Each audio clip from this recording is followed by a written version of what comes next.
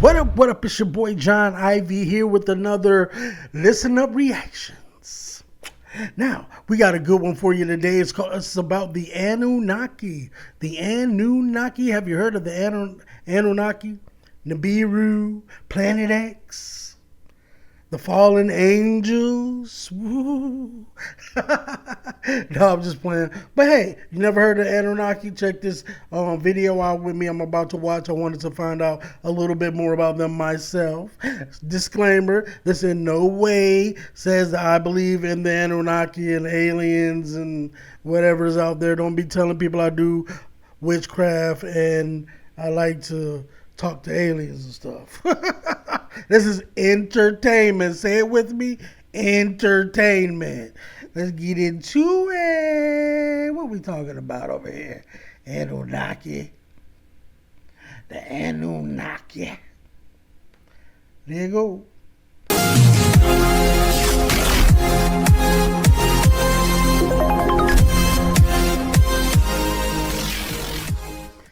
I probably will skip through some of this stuff. Have you ever wondered why schools teach so little, if anything, about the world's first advanced civilization? Especially when it introduced so many things we still use today. Why the mystery around Sumeria, which was in Mesopotamia and what's now modern-day Iraq? After all, here are just some of what they gave us.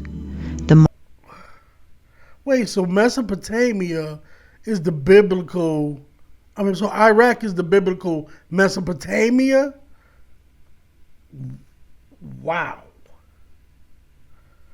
I don't know why I didn't never really know modern that. Calendar, based on lunar cycles, the 60-20 counting system used for geometry and measuring time, the wheel, the plow, irrigation systems like levees and canals, sailboats.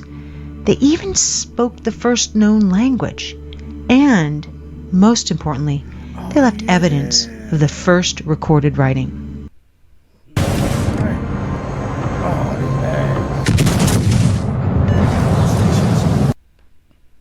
No, I was reading a book, Babylon the Timbuktu. He was talking about Mesopotamia.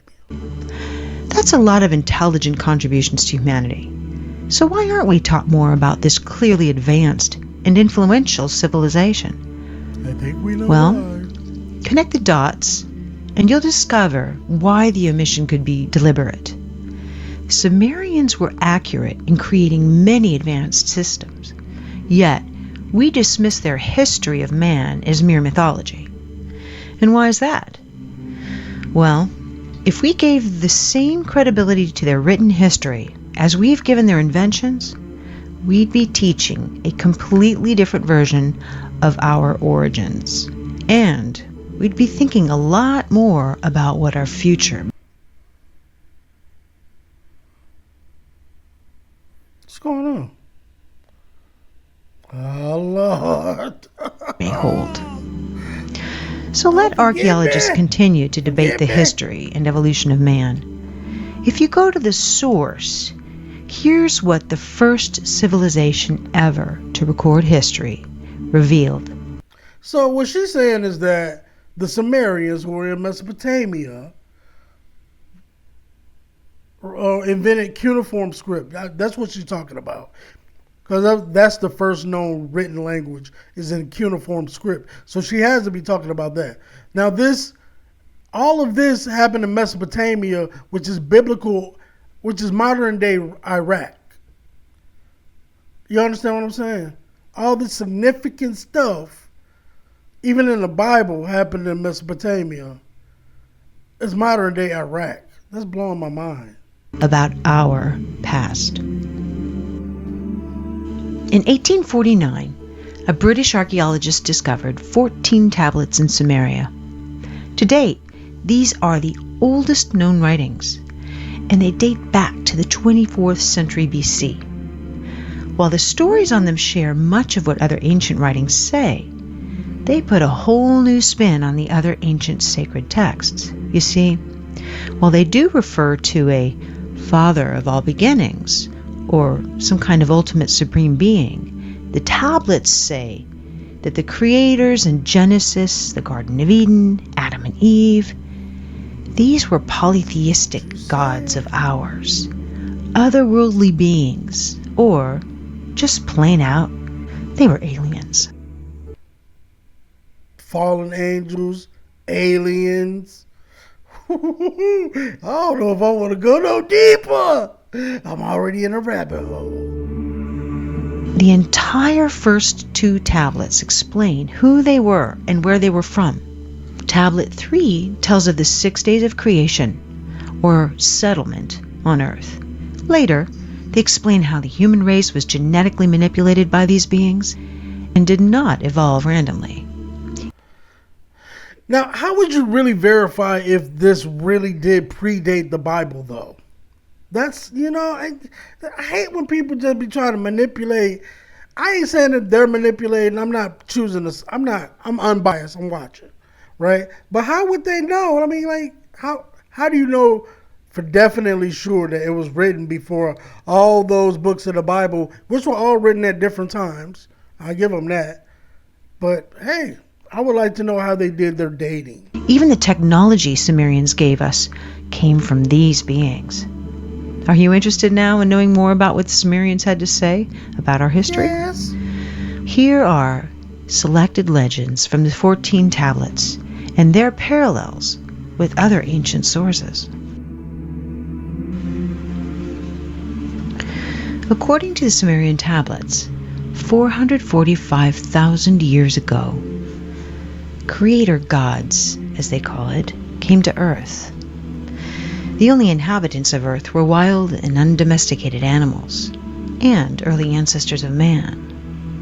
These beings were called the Anunnaki, which means those who from heaven to earth came. The Anunnaki inhabited a distant orbiting planet called Nibiru, which only entered our solar system every 3,600 years. They describe Nibiru as many times the diameter of Earth and abundant with iron oxide, making its rivers and lakes appear red. Now, a side note about Nibiru. According to the tablets, Nibiru's atmosphere... Wait a minute. It's rivers and lakes of... Isn't Mars the red planet? I mean, I don't know what that means, but dang... I'm just began to deteriorate and become a hostile place for life. And in order to restore it, the Anunnaki needed one important element for their atmosphere: gold. Now, here are a few interesting facts. There is proof that gold nanoparticles can be used to repair our damaged ozone. It shields radiation, which explains why NASA uses gold foils in their space stations. While NASA is currently aware of 8 official planets in our solar... You know what? I was thinking about gold. Now, diamonds aren't rare, if you didn't know. That's just a messed up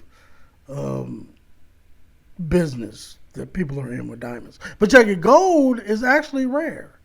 You know, they're mining gold and they only have a certain amount of gold that's available, pure gold, that's available in the world. Why am I saying this? Because if it's so valuable and they do so much stuff with it, why in the world are people even allowed to keep it? Shouldn't I mean, you know what I'm saying? Shouldn't that be like, you can't just walk around with no uranium or nothing like that. So why, if gold is so important, why are people just wearing it around their necks and stuff like that? That's just a system. There has been much speculation about the wobbly orbit of 2 planets, which points to the likely gravitational pull of a very large mass, which has yet to be discovered. Now, detection of this mass traces back decades, but in October of 2017, NASA published an article called "The Super Earth That Came Home for Dinner," stating there are now 5 different lines of observational evidence they could have chose a better title than that, pointing to the existence of Planet 9. If you were to remove this explanation and imagine Planet 9 does not exist, then you generate more problems than you solve. Clearly, there is potential of another planet yet to be discovered in our solar system.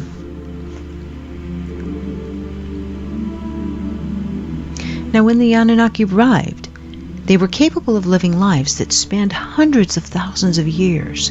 They created a mining settlement they called Eridug, Earth Station 1 in the Persian Gulf under a leader named Enki. The Persian Gulf? The tablets convey. Wait, hold on. The Persian Gulf, Iran. Yes, Iraq. Persian Gulf is Iraq. So all this stuff happened in Iran and Iraq. Man. After a kingship descended from heaven, it was in Eridu. These visitors were not alone. They brought another extraterrestrial race with them. They were called the Ajiji, and they worked as their slaves. The Ajiji were considered inferior. They served the Anunnaki by mining gold. As civilization... Why do Ajiji look like black people? Don't tell me we've been slaves since the beginning of time. Just a joke, people. Nations grew. The Ajiji endured crushing labor. And these stories are consistent with Babylonian tablets from the 18th century BC. The Ajiji. The NGG. Come on, man. When the gods, manlike, bore the labor, carried the load, the gods' load was great, the toil grievous, the trouble excessive. The great Anunnaki made the Ajiji undertake the toil. After many centuries, the Ajiji rebelled, mistakenly believing they could overcome these oppressive masters. Their defeat almost completely the Ajiji were already here, annihilated their race, leaving the Anunnaki without a workforce. Unable to replace the Ajiji, Nibiru's ruler, Anu, ordered his oppressive masters. Their defeat almost After many centuries, the Ajiji rebelled, mistakenly believing they could overcome these oppressive masters. Their defeat almost completely annihilated their race, leaving the Anunnaki without a workforce. Unable to replace the Ajiji, Nibiru's ruler, Anu, ordered his son, Enki, to genetically engineer a new slave race, one that was intelligent enough to perform complex work but still be subservient to the Anunnaki. Yo, this will be His experiments are recounted in detail in Atrahasis. Many unique creatures were created.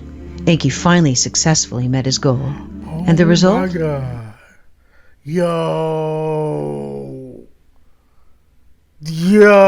in the Bible, when they say the aliens came down and they was making all types of stuff and they were mixing all types of breeds and a genetic hybrid between Earth's caveman, Homo erectus, and the Anunnaki themselves. This hybrid we call Homo sapiens. The tablets called first men the Adamu.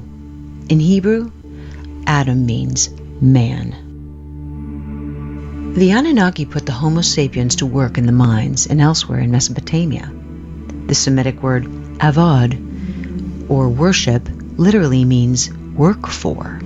Hence, early men had no choice but to worship their gods. Yeah, I don't know why I feel some type of way watching this, but it is very interesting to say the least. According to the pictographs and texts, these Anunnaki, who we know lived many centuries, were giants compared to the Homo sapiens. Starting a fashion brand shouldn't feel impossible. Other print-on-demand platforms... Okay, now I understand why they had to say these things were found before the writings of the Now, because their main purpose in... Not said, look, they could have been... The Bible could have been transcribing the tablets, for all we know, but it could be telling the exact same story, though. I don't know. In life was to serve the Anunnaki. Homo sapiens were, in return, educated with social skills and academic affairs and technology. All this is abundantly clear in the tablets. The new human slaves were sterile. But as the demand for workforce increased, They were re-engineered so that they could reproduce. This later led to an overpopulation. So later, many humans were banished from the safety of their cities, giving rise to the story of the Garden of Eden and the story of banishment from paradise for procreating. As humans evolved to become more intelligent, some Anunnaki leaders bred with these humans. So they told the babies, y'all having too much, the humans, y'all having too many babies, y'all need to get up out of here. If you created them, where are you sending them to? You banished, did they kill them off? Like they did the Ajiji? I don't get it. The children which resulted from these forbidden unions between races were called the Nephilim, or giants of old. Tablets say that these practices enraged Enlil, the Anu leader. Oh, she said, they were mixing with the people and having all them babies. Of that time, who was also the brother of Enki. Enlil wanted to ensure no human would ever rise to power and potentially rule Nibiru. Naturally, the interbreeding increased that risk, but it was beyond his control. Human populations increased over the following millennia, only to be met with a population control plan that nature had in store. During one of its 3,600-year cycles, Nibiru's orbit created havoc on the sun and on Earth. Nibiru is also called the Destroyer in the Kolbrin, which is an ancient gospel found in Scotland that was omitted from biblical text, much like the Dead Sea Scrolls were. It reads, "Men forgot the days of the Destroyer. Only the wise know where it went, and that it shall return at the appointed time. The Destroyer, its color, bright and fierce and ever-changing, was an unstable appearance, a fierce body of flames." Though stating Nibiru usually passes without causing harm, the tablets describe one cataclysmic event which occurred when Nibiru neared Earth. It says, first, black spots appeared on the sun's surface. The Earth's magnetic field became weaker, the temperature rose, and ice caps began melting. This event we call the deluge, or global warming. The Great Flood. It also reads, "For days before the day of the deluge, the earth was rumbling, groaning, as if with pain. For night..." So they said, wait a minute. Okay. So many things are rushing into my mind right now because you read a lot of stuff like, and this is like stories like putting the glue together on all the conspiracy theories that you be hearing. I get it now. That's why they say this is similar to the Bible, because that's the flood story right there. What she's telling. My mouth was far away from the mic, but it's the flood story. It's before the calamity struck. In the heavens, Nibiru as a glowing star was seen. Well, according to the tablets, Enlil saw the oncoming disaster as an opportunity to rid the planet of humans that he deemed unworthy. He returned to Nibiru, but many Anunnaki chose to stay, instead witnessing the flooding and the destruction on the planet from there. Why did this make more sense, though? I think it made too much sense, almost. Like, it seemed like, okay, now, this could have really happened. Celestial boats which circled the earth. It reads, "Then there was darkness in daytime, and at night the moon as though by a monster was swallowed. The earth began to shake by a force before unknown. It was agitated.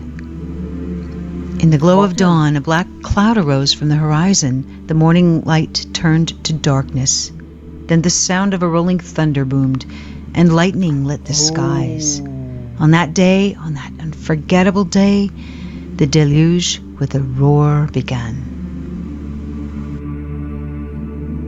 So I wonder if the deluge, which is the planet coming close to Earth, or this huge object that comes close to Earth every so many thousand years, that's even with the Mayan calendar. Yo, this is tripping me out.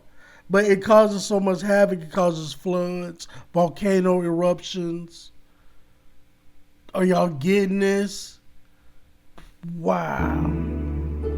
At that point, the South Pole's huge ice sheets collided and fell into the ocean. This would have created tsunamis everywhere, traveling north to the gold mines in Southeast Africa.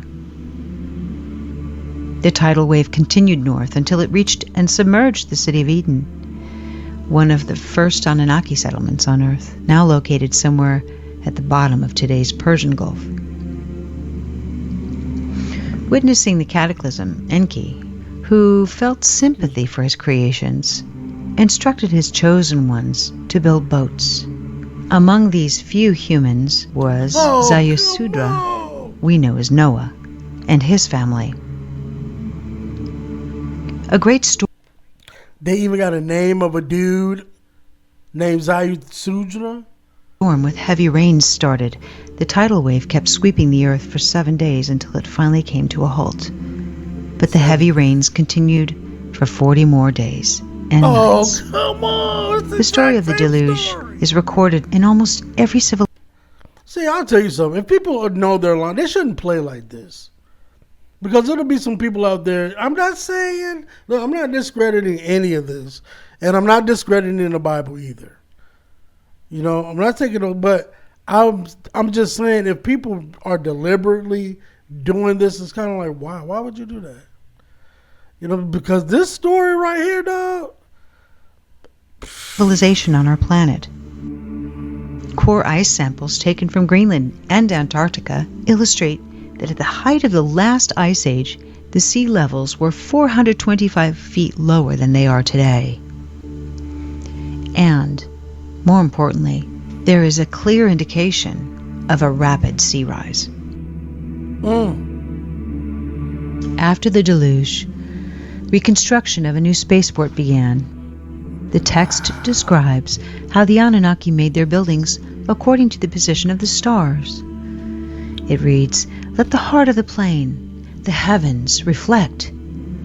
Once Enki to this agreed, and Leal from the skies of distances took measures.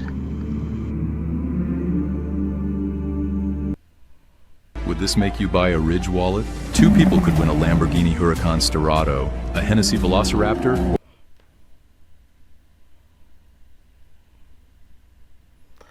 All right, I'm about to wrap it up after this. Indeed, the pyramids, now questioned to be much older than originally determined, and many other ancient monuments are, in fact, aligned to the stars.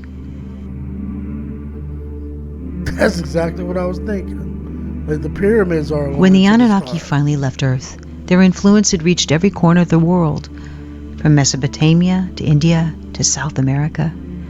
Before they left, they gifted humanity the Sumerian civilization, which was inexplicably advanced for its time, having made a sort of a sudden appearance as a mature and highly organized culture that came. So they set themselves up on the earth, according to this. They set themselves up on the earth as gods. So somebody, one of them, as powerful as they are, took their knowledge, and they might have set up in Africa.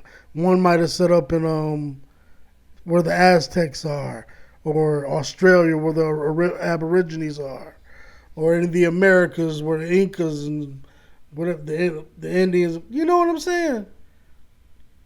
I'm just bugging out right now because that make a lot of to me. It makes sense to me. It's very interesting. Out of nowhere, the Anunnaki taught the Sumerians their way of life and established monarchs. It reminds me of the fallen angels in the Bible. Like that's pretty much what they did. They got kicked out of heaven. They came down here and started wreaking havoc. And they set themselves up as gods on the earth.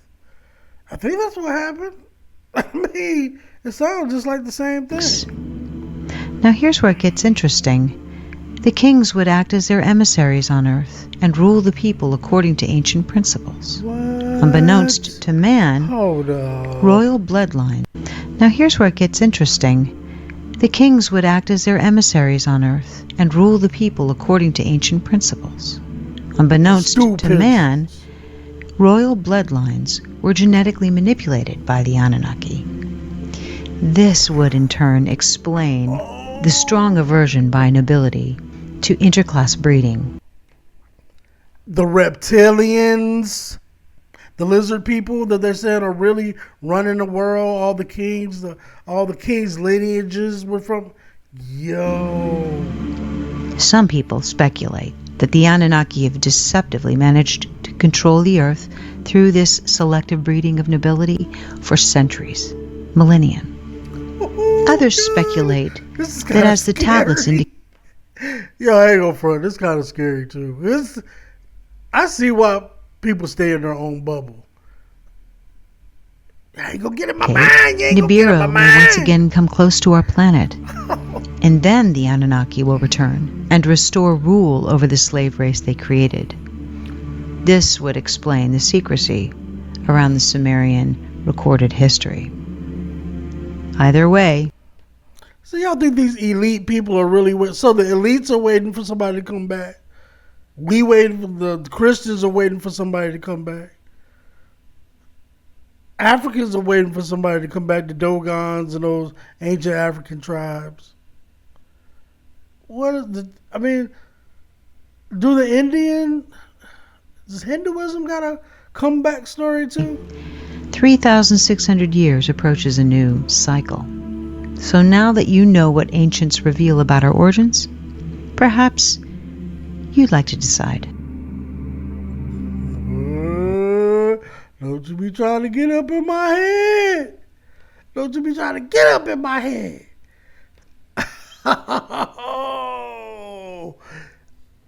That was a rabbit hole. Now that blew my mind. Okay. The reason it blows my mind because I like conspiracy theories and stuff like that. I like let my mind race and wonder and stuff like that. So, and I've also studied a lot of religions, so you never really have anything to come and glue all those things together. It's like all the religions and everything and the philosophies and all the story, they kind of are like a puzzle pieces. Some of them go together, some of them don't, but then you come in, you have a story that ties it all together. It's kind of like, it's not verbatim though, but I can see where people get it from. I see it now. I definitely see it. That was interesting. Thank you for joining me. This is Listen Up Reactions. I am John Ivy. Listen up.